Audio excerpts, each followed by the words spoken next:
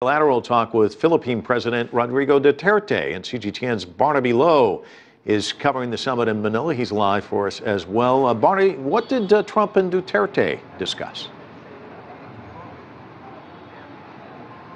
You know, Mike, quite surprisingly, there was not much talk about the DPRK's nuclear weapons program coming from U.S. President Donald Trump, but he did talk a lot about free trade and fair trade, and it was a major point of discussion as well in his bilateral meeting with Philippine President Rodrigo Duterte. Now, Duterte in the bilateral meeting also thanked Donald Trump for the U.S. military's assistance in the fight of the Philippine military against ISIL-allied militants in Marawi in the southern Philippines. They also apparently talked about Duterte's controversial drug war, although the extent of this discussion is confusing at this point. It's not clear. What's clear is the rapport between Donald Trump and Philippine President Rodrigo Duterte.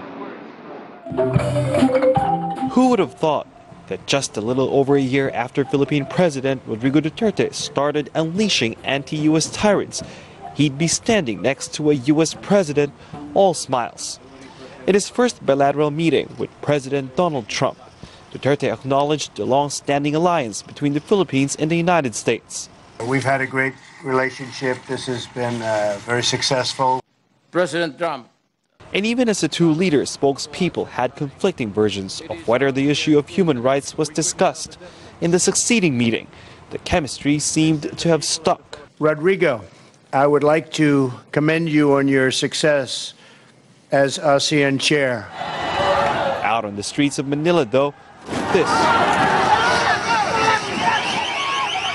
Thousands of anti-U.S. protesters trying to get as close as they can to the Association of Southeast Asian Nations, or ASEAN summit venue, to get their message across. While the Philippine government has rolled out the red carpet for U.S. President Donald Trump, these protesters have been taking to the streets for days now, and their message is loud and clear. Trump is not welcome here in the Philippines. Trump is a racist warmonger whose main intention in going here is to bring ASEAN nations to war. But Monday's tension-free meetings weren't limited to those with Trump in attendance. In his opening remarks in a summit with ASEAN leaders, Chinese Premier Li Keqiang focused on regional cooperation, a consequence arguably of Duterte's pivot away from disputes with China and toward economic partnership, as the Philippine president prepares to conclude this year's chairmanship of ASEAN. Now, in his opening statement at the ASEAN Plus One meeting, Chinese Premier Li Keqiang did not mention the South China Sea issue, but we do know from reports that the Chinese Premier has confirmed that talks will now start on the text of the Code of Conduct in the South China Sea. And as you mentioned, Mike, the Chinese Premier will now be attending the ASEAN Plus Three summit, and later in the day he will also be attending the East Asia summit. Mike? Barnaby, it seems that ASEAN and China relations are the best they've been actually in years. What other kinds of cooperations are they discussing in their meetings?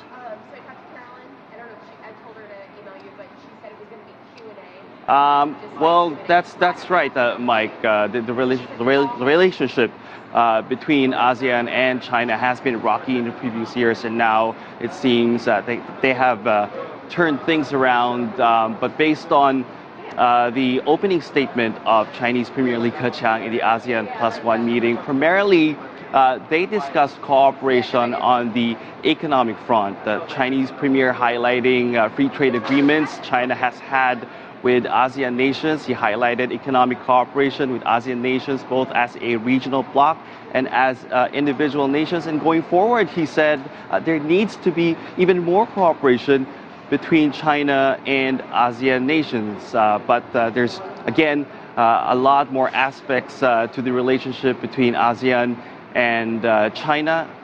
A lot more cooperation needed in other areas, including in military, in the problem of terrorism, as Philippine President Rodrigo Duterte said, the drug menace, which he described as an international problem as well. Mike? Barnaby Lowe, live for us in Manila. Thanks so much. Loss and heartbreak after a powerful earthquake along the Iran-Iraq border. Security cameras capturing the moment it hit, causing panic and fear. A rising death toll and an update on rescue efforts when we come right back.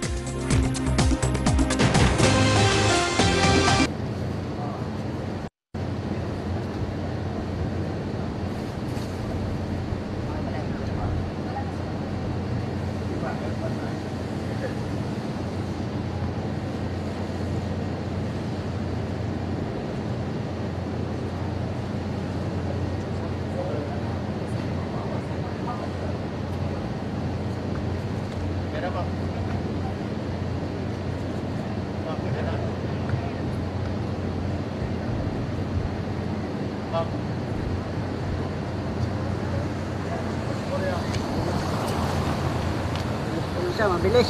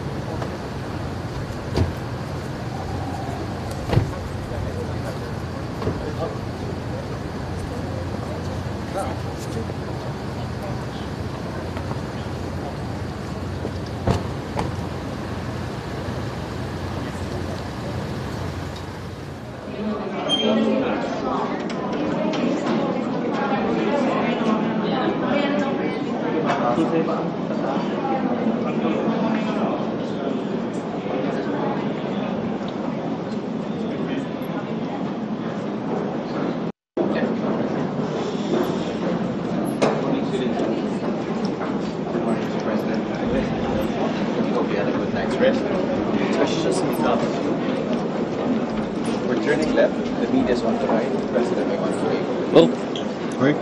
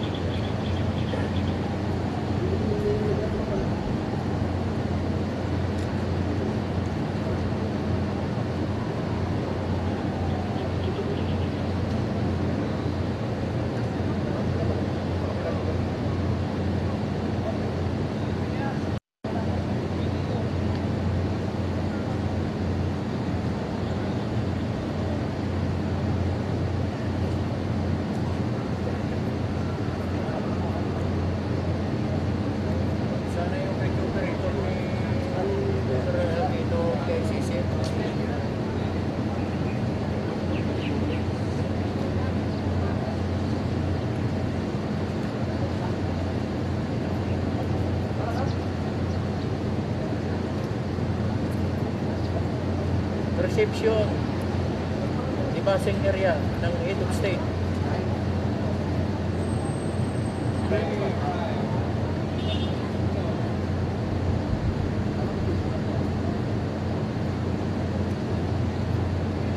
Ngayon nasa reception hall siya.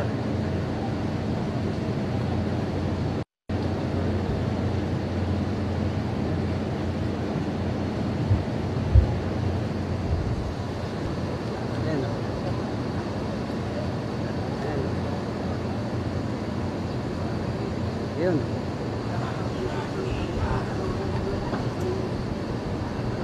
Oh.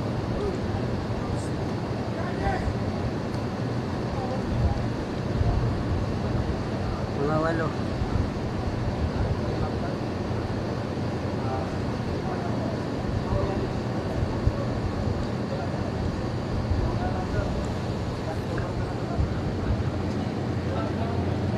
Dali lang po.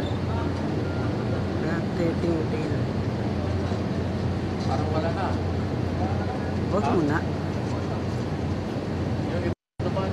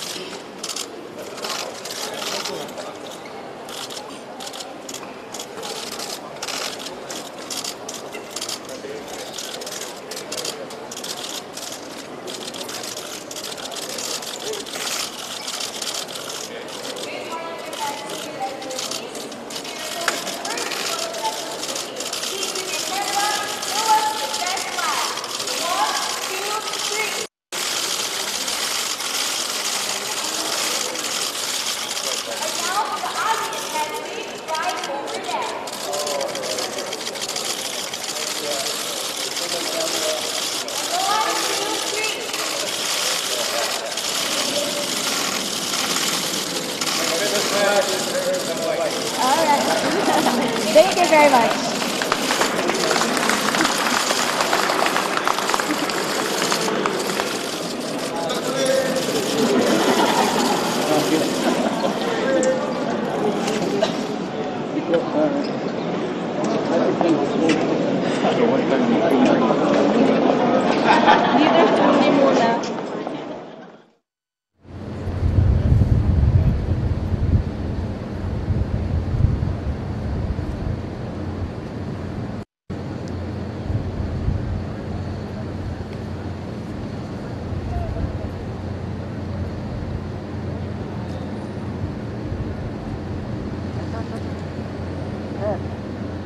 Parang nagsarado na, wala na siya na ang papel dito.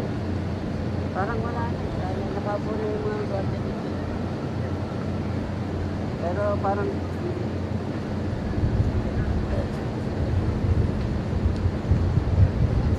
wala nang nakatayo.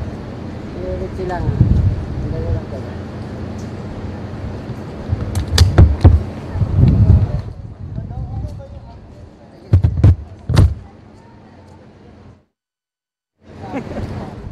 Hindi, papakita ito.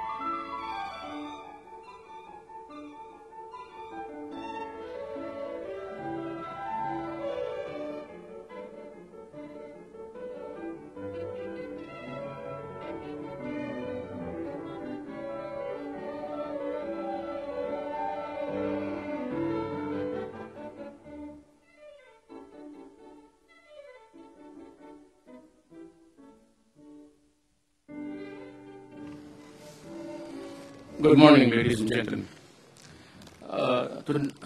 This morning's event is actually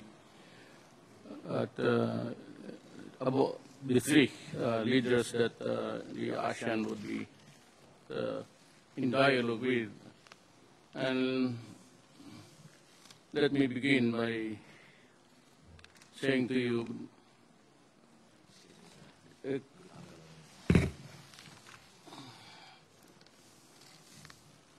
Your Excellencies of ASEAN and the People's Republic of China, Japan, and the Republic of Korea. His Excellency Li Longming, Secretary General of ASEAN, ladies and gentlemen.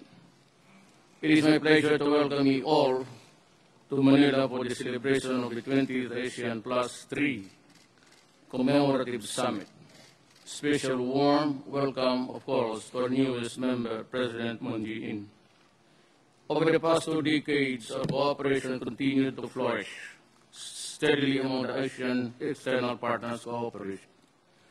We owe a great measure of our success to our common bond and vision.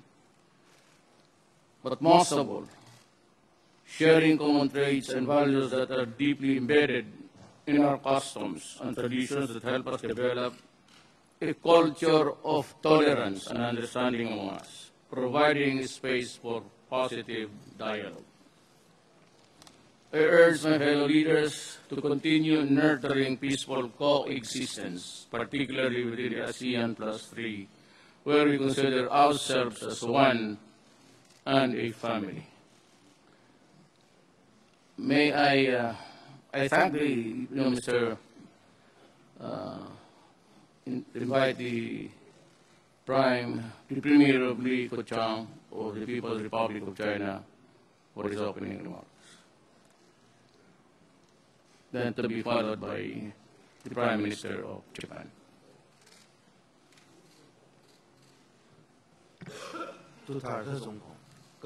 President Duterte, dear colleagues, I'm very pleased to attend the 20th APT Summit.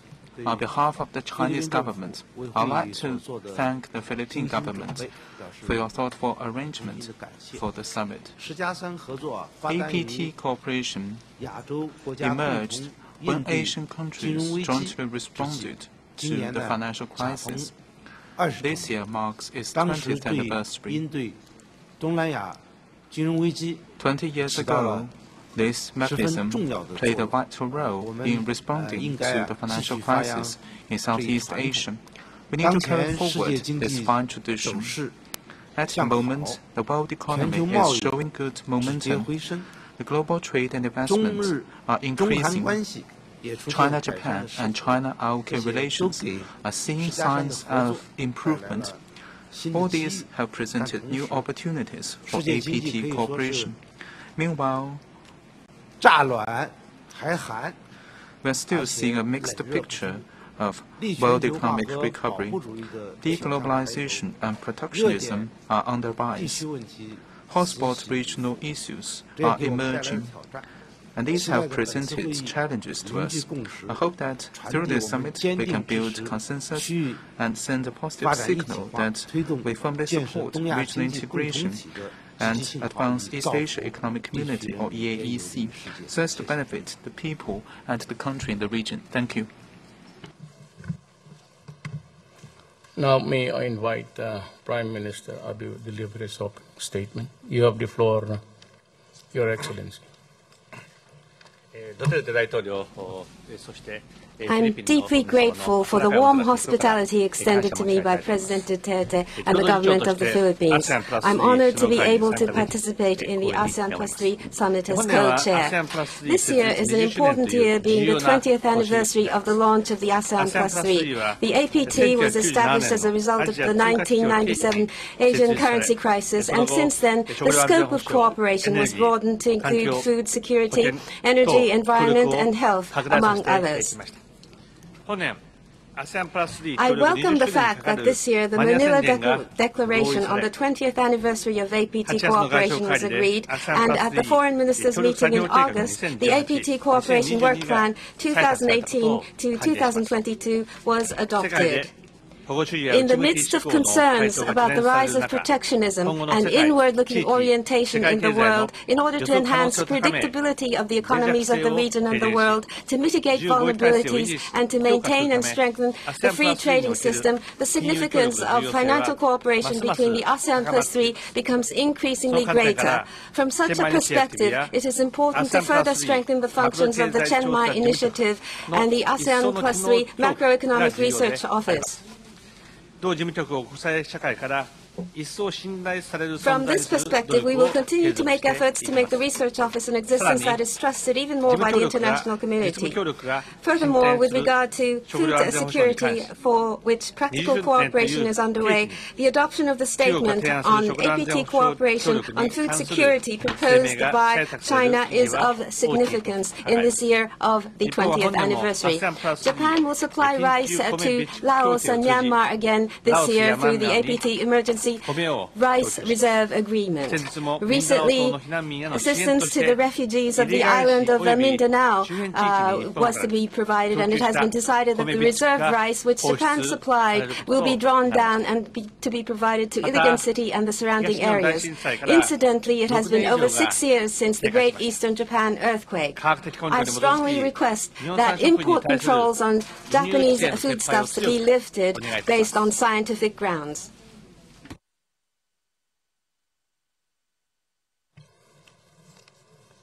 Thank you, Prime Minister Abe.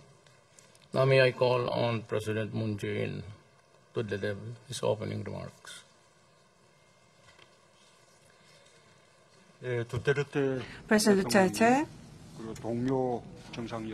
colleagues, it is an honor to attend the ASEAN Plus Three meeting as it celebrates the 10th anniversary this year. I'm very happy to be attending here with the 10 ASEAN leaders, Prime Minister Abe and Premier Li Keqiang. I'm delighted to share the vision of East Asia Regional Cooperation with the leaders. 20 years ago, we were hit hard by the Asian financial crisis, and we came together for joint cooperation. We felt that as a result of solidarity and cooperation that shined from the depths of the crisis, ASEAN, Korea, Japan, and China, the 13 countries, have grown into economies that account for more than 30% of the global economy.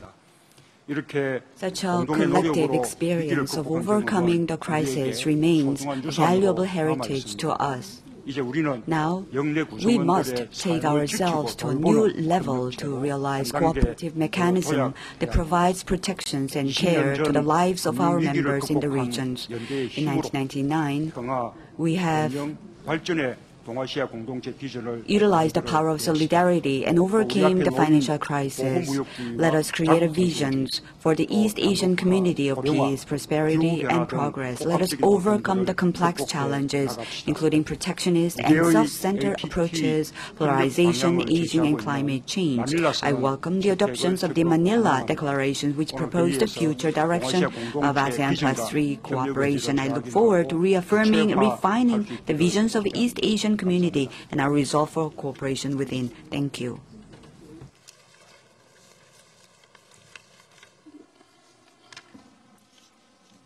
I now request the members of the media